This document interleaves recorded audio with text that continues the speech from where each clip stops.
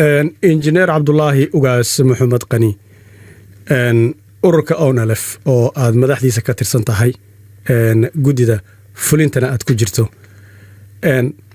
halkee ayuu ururkaasi ka taagan yahay isbeddelka Itoobiya? bismillaahir rahmaanir rahiim waad mahadsantahay ugu horeyn waxaan salaamayaa dhageystayaasha idaacadda SBS laanteeda af Soomaaliga isbedeladan cusub oo sida xawliga ana ku socda ururku mowqifka uu ka taagan yahay waxa weeye in maaragtay sida uu xawliga ugu socdana aan indheeyno la jaan qaadno isla markaana aanan ku inaan hadfin qadiyadayada iyo taariikhdeedii iyo maaragtay waxyaabihii asalkeeda uu ka taagnaana aan u fiirsanay iyo sida ay saameynta u leedahay marka dhinacna waan ka soo dhaweynaynaa tallaabooyinka positive-ka ama wanaagsan ee dowladda Itoobiya qaaday dhinaca kaleetana maaragtay waan ka taxadaraynaa waan hubsanaynaa in ay maaragtay qadiyadayadii iyo taariikhdayadii iyo doonista ummadayada ay ka jawaabi doonto dhulka Soomaalida magacyada badan ogaadeenaya Soomaali galbeed kililka shanaad xaaladiisa hadda iyadoo isbedeladaasi saameynteedu ay jirto maxaad ku tilmaami kartaa? horta dhulkan waa taariikhna wuu leeyahay magacna wuu leeyahay taariikhdiisa iyo marhabaabinteeda darteed baa magacyo badan oo kala duwan ay iska soo baxeen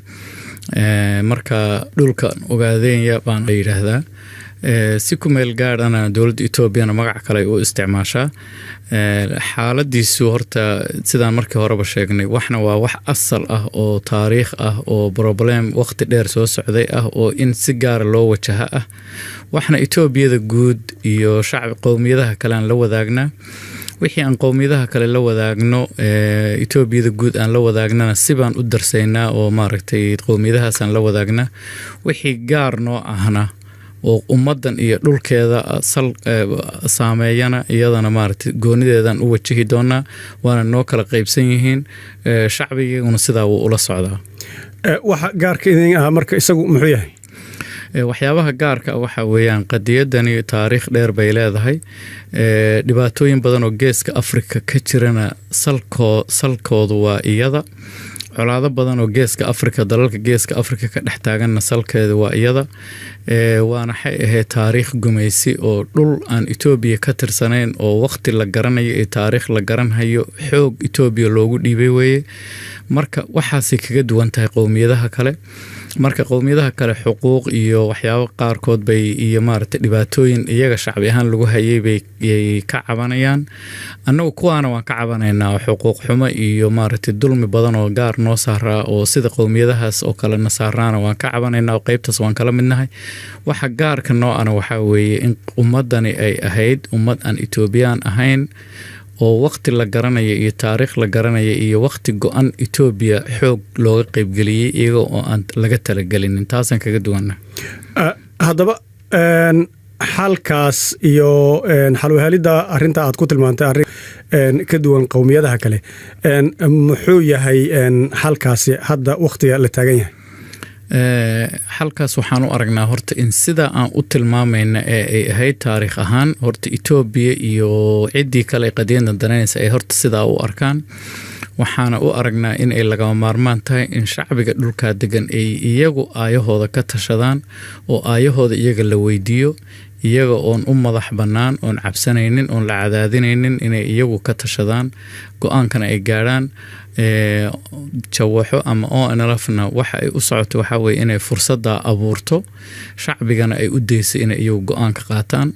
marka ay ku haboonaato anagu shuruudayada koowaad wataa in shacbiga fursada la siiyo haday siday doonaan iyagu ay go'aansadaan wada hadal badan baad gasheen taariikhda say doonaan ba kala duwanaadaan kuwa ugu dambeeyay Nairobi inta isbedeladani ka horeysay Nairobi ka dhacayeen wada hadalladaas dhacayay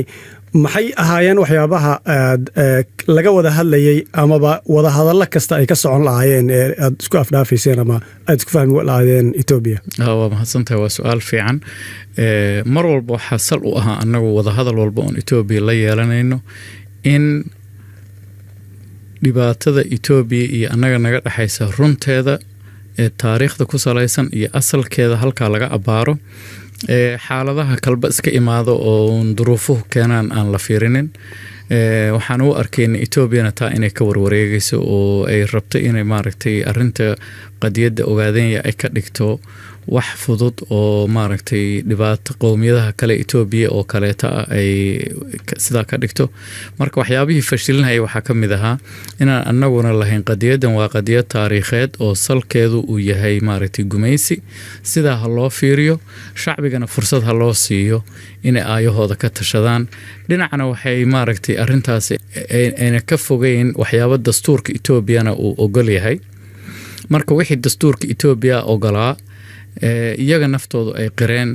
umba annaguna lahayn maaragtay war sida hala yeelo. Ethiopiana maaragtay mar walba inayna daacad ka ahayn baan u arkayno ka warwareegayso hareeraha ka marmaraysa. taasaana wada hadaladii hore maaragtay qayb weyn ka ah inay fashilmaan. haatan isbedelkan laftiisa waad ka dhex muuqateen ra-iisul wasaaraha cusub Abiy markii la soo doortay waxyaabihii uu ku dhaqaaqay waxaa ka mid ah inuu ururadii aad ka mid ahaydeen uu argagixisada Ethiopia ay u taqiinay markii hore ama ay gashatay uu ka saaray oo arinta isagu uu keensaday. kadibna la sheegayo Asmara booqashadiisii Dhambaale iyo in halkaas wax idinku soo gaadhay. dadka qaarkiina ay sheegayaan in qaar ka mid ah madaxda ONLF inay is arkeen. maxay marka tahay wada hadallada ama aragtida muuqata haatan ma sidii hore ayay u eg tahay mase waxbaa isbedelay oo aad aragtaan? waa mahadsantahay, iyadana waa su'aal fiican. sida guud ahaan annagu waan soo dhaweynaynaa wixii dhinacii nabad ka qayb qaadanaya oo tallaabo oo dowladda Ethiopia qaado. sidoo kalena waan soo dhaweynaynaa waxyaabihii caqabadaha ahaa oo khaladaadaha oo dhinaca Ethiopia ka dhacay haddii ay wuxuun tallaabo ama hadal ay samayso oo arrimaha saxaya iyadana waan soo dhaweynaynaa. marka tallaabooyinkii ay qaaday ee ahaa xukuumadii hore ee Ethiopia ay qaadeen ahaa ONLF in ay tahay argagixiso khalad ee iyadu gashay bay ahayd, been iyadu abuuratay bay ahayd, wax ay dadka shacbiga Soomaalida ogaadeen inay ku dhibaatayso oo ku cadaadiso oo ay rabtay bay ahayd. markii horeba sax ma ahayn. haddii saxa arintaas ay saxday oo hadda sidii saxda ahayd ay ku dhawaaqday waan soo dhaweynaynaa. adduunkana maaragtay ururkani meelo badan buu ka howlgalaa. dowladda Ethiopia oo kaliya baa adduunka oo dhan u aqoonsan inuu argagixiso yahay. iyadii haddii marka khaladkii ay gashay adduunka kaga duwaneed ay ka noqotayna maaragtay waa arrin aan soo dhaweynayno. fariimo iyo maaragtay way iska jiraan in wada hadal arrintan lagu xalinayo la galo. kuwii hore oona weligood maaragtay inkastoo aan sidii la rabay aan u dhicin haddana intay fashilmeen laguma kala tegin, waxay ahayd un halasu soo noqdo. marka wada hadalladaas inay dib u bilowdaan baan rajaynaynaa. waxaan rajaynaynaa markan inay maaragtay dowladda Ethiopia ay daacad ka noqon doonto, miiskana la imaan doonto weji ka duwan wejiyadii hore ay la imaan jirtay. haddaan eegno isla wada hadallada laftooda kuwii ugu dambeeyey ee ka dhacayay nidaamkan cusub inta uusan imaanin ee aan ra-iisul wasaarahan uusan imaanin ama aan la soo magacaabin, Nairobi ayaa muddo la fadhiyey. heerarka wada hadalladu marka qaarkood dadku sida ay u dhigayeen ama sida marka ay u muuqatay heer ra-iisul wasaare iyo heer madax sare iyo ma aynan ahayn. wada hadallada hore maxaad isdhahaysaa wada hadalladan hadda soo socda ama aad rajada ka qabtaan maxay kaga duwanaan karaan? ma sidii hore unbaa heerkeedu iyo systemkeedu uu noqon doonaa? muhiimku waxa weeye markii wada hadal jiro labada daraf in uu goobta u timaado guddi maaragtay si rasmi ah u matalaysa labada dhinac. xilalka ay hayaan muhiimsa anooma sii ah annaga.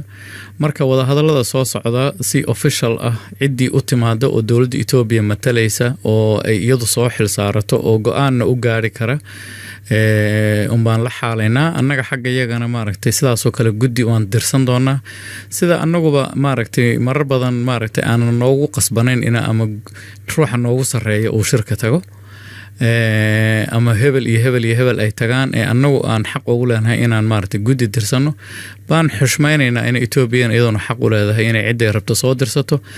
levelkay doonaan iyo heerkay doonaan ha ahaadeen waxaan qiyaasaynaa dad labadii dhinac matali kara oo fariintooda gudbin kara inay noqdaan. intaasaa muhiimna.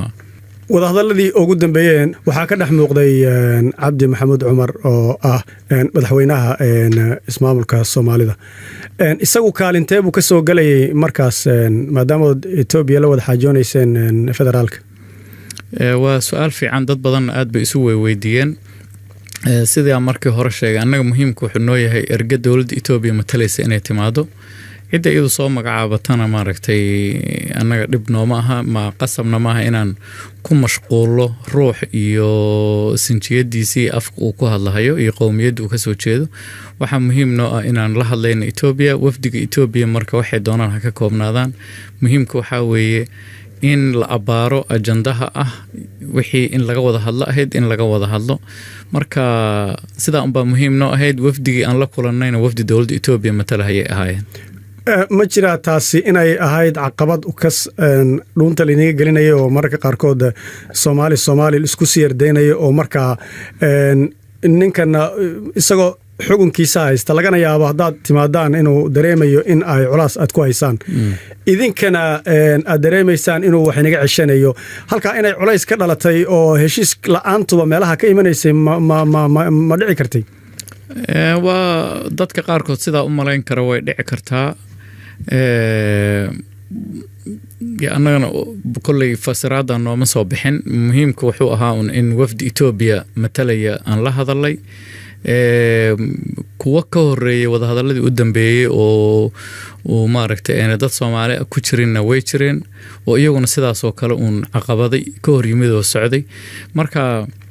kuwii hore oo kale bay ahaayeen kuwii horena dad Soomaali kuma jirin wayna socon waayeen kii dambe ruux Soomaali ku jiray marka wax badan oo hadda maarta aan isdhaano hadduu ruux Soomaali ku jiri lahayn malaha wax fiican baa dhici lahaa nooma muuqanin anaga